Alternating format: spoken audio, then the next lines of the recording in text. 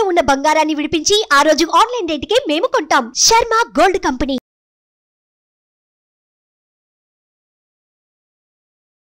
నమస్కారం, సుమన్ టీవీ ప్రేక్షకులకు స్వాగతం. ప్రస్తుతం మనతో పాటు ఉన్నారు శ్రీచక్ర పీఠ వ్యవస్థాపకులు, అలాగే ప్రముఖ జ్యోతిష పండితులు, మనందరికీ సుపరిచితులైనటువంటి డాక్టర్ ప్రదీప్ జోషి గారు మనతో పాటు ఉన్నారు. ఈ క్రోధినామ సంవత్సరం 27 నక్షత్రాల వారికి ఏ రకంగా ఉండబోతుంది ఏంటనే విషయాన్ని తెలియజేసేందుకు గురుగారు నమస్కారం. శ్రీమాత్రే నమః. మీ జన్మ నక్షత్రం ఇంపార్టెంట్. ఇప్పుడు నేను చెప్పేది ఏది, జన్మ నక్షత్రం, నామ నక్షత్రము కాదు. నామ నక్షత్రం వేరు, జన్మ నక్షత్రం వేరు. నామ నక్షత్రానికి ఏ రాశి ఫలాలు గాని ఏ గోచార ఫలితాలు గాని వర్తించవు. పేరు పేరే, పేరులో కొంచెం బలం ఉండాలి, అంతకుమించి ఏం లేదు. అది న్యూమరాలజీ అనుకోండి. మిగతాదంతా కూడా ఇప్పుడు నేను చెప్పేటువంటి నక్షత్ర ఫలితాలు ఏవవుతున్నాయి నామ నక్షత్రాన్ని బట్టి, సారీ నేను చెప్పేటువంటి పరీక్ష ఏవైతే నక్షత్ర ఫలితాలు ఏవైతున్నాయో ఇవి జన్మ నక్షత్రం అయితే తెలుసుకోవాలి.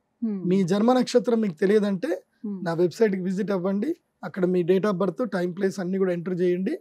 మీకు మీ యొక్క జాతకం మీకు ఈమెయిల్లో PDF రూపంలో వస్తుంది. ఇది 500 పేజీలకు పైగా వస్తుంది. డే టు డే రిపోర్ట్ తో సహా వస్తుంది. అంటే ఈ రోజు ఏం జరగబోతుంది, రేపు ఏం జరగబోతుంది అనేది సూచన ప్రాయంగా డే టు డే రిపోర్ట్ తో సహా వస్తుంది. సో అది మీరు స్వీకరించవచ్చు. మీ జన్మ నక్షత్రం అక్కడ నుంచి తెలుసుకోండి. పేర్లను బట్టి ఇప్పుడు శ్రీనివాస్ అని పేరు ఉంటుంది, అందరు తులారాశి అని చెప్పేస్తారు. కాదు.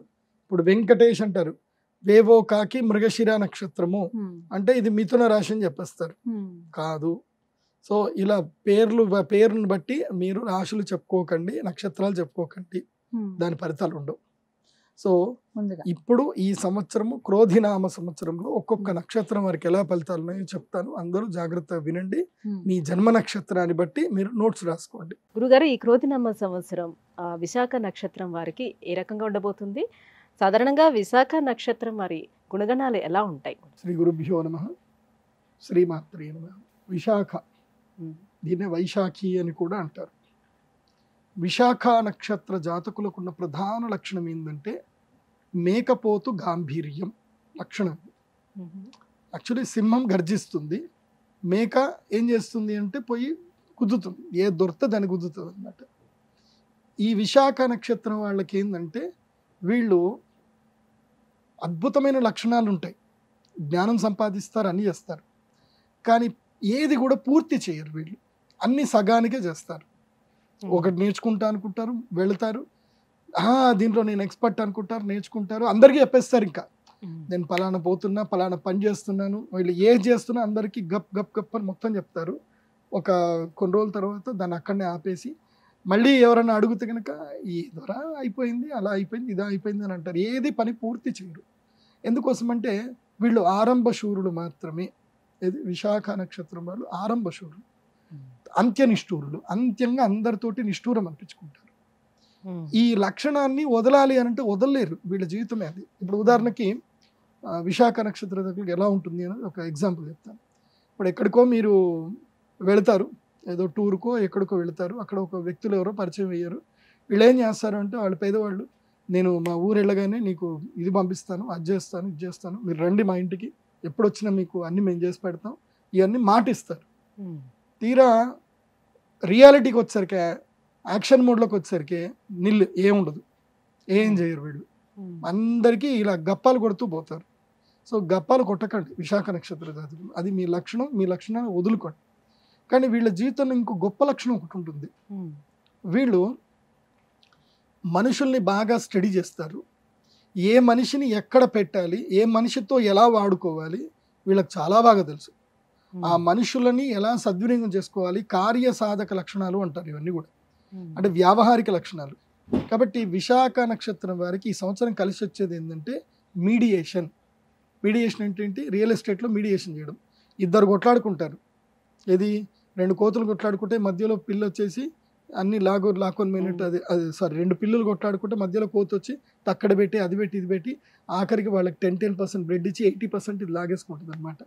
సో విశాఖ నక్షత్రం వరకు ఈ సంవత్సరము భూమి వ్యాపారాలు, అదేవిధంగా వ్యవహారాల మధ్యన చక్కదిద్దడాలు, జడ్జిమెంట్ ఇవ్వడాలు, తర్వాత స్టేట్మెంట్లు ఇవ్వడాలు, ఇవన్నీ మీకు బాగా కలిసి వస్తాయి. ఇవన్నీ ఇది మీ రెగ్యులర్గా చేసే పని అనుకోండి. ఎందుకోసం అంటే మనుషుల్ని బాగా స్టడీ చేస్తారు వీళ్ళు. మనుషుల్ని బాగా ఏమార్చేస్తారు. కాబట్టి వీళ్ళ దగ్గర ప్రయారిటీస్ అనేది ఎవరికి ఎక్కువగా ఇస్తూ ఉంటారు వీళ్ళు. ఇస్తారు అది ఏమారుస్తారు.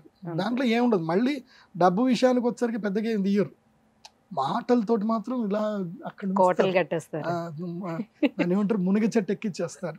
విశాఖ నక్షత్రం వాళ్ళకి అదొక వరం వాళ్ళకి. ఇంకోటి ఏంటంటే విశాఖ నక్షత్రం వాళ్ళని ఎవరు ద్వేషించరు. ఎందుకోసం అంటే అది వాళ్ళకున్న ఆరాది. శత్రువులు తక్కువ ఉంటారు విశాఖ వారికి. లౌకికం బాగా తెలుసు, లౌకికం ఎక్కువగా ఉంటుంది. అలా నడిపించేస్తారు.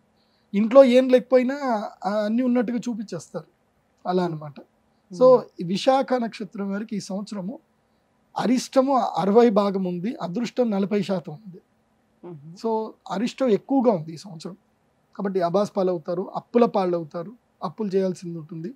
వడ్డీకి ఎక్కువ వడ్డీకి తీసుకుంటారు. ఏదో ఒకటి చేద్దాం అదే అనుకొని, చెప్పాను కదా ఆరంభ శూరత్వంలోకి వెళ్ళిపోతారు.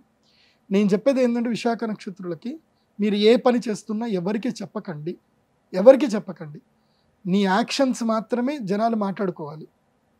నీ యాక్షన్, నీ రిజల్ట్. నువ్వు ఏదైనా పని చేస్తున్నావు, ఆ సక్సెస్ అయిన తర్వాత ఆ సక్సెస్ని అందరూ విని వాళ్ళప్పుడు మీ గురించి మాట్లాడుకోవాలి తప్ప పని చేయకన్నా మునిపే, సక్సెస్ రాకన్నా మునిపే అందరికి వెళ్ళిపోయి కూర్చొని ఓ పొలం అనుకుంటూ మొత్తం అంతా మీ ప్రాజెక్ట్ రిపోర్ట్లన్నీ చెప్పకండి.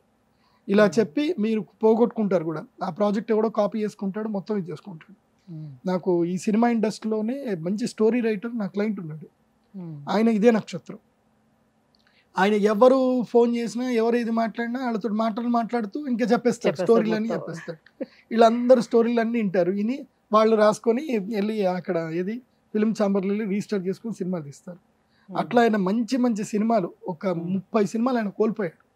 అన్ని మళ్ళీ ఆల్మోస్ట్ అవే ఫ్రీక్వెంట్ స్టోరీస్ ఉంటాయి అనమాట. ఇప్పుడు పాపం ఆయనకి సినిమాలు లేవు, ఇప్పుడైనా ఖాళీగా కూర్చున్నాడు ఆయన.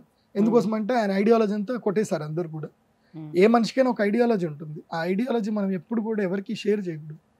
వీళ్ళకి నోట్లో నూల గింజ కూడా ఆగదు, షేర్ చేసేస్తారు, చెప్పేస్తారు, మొత్తం పోతుంది.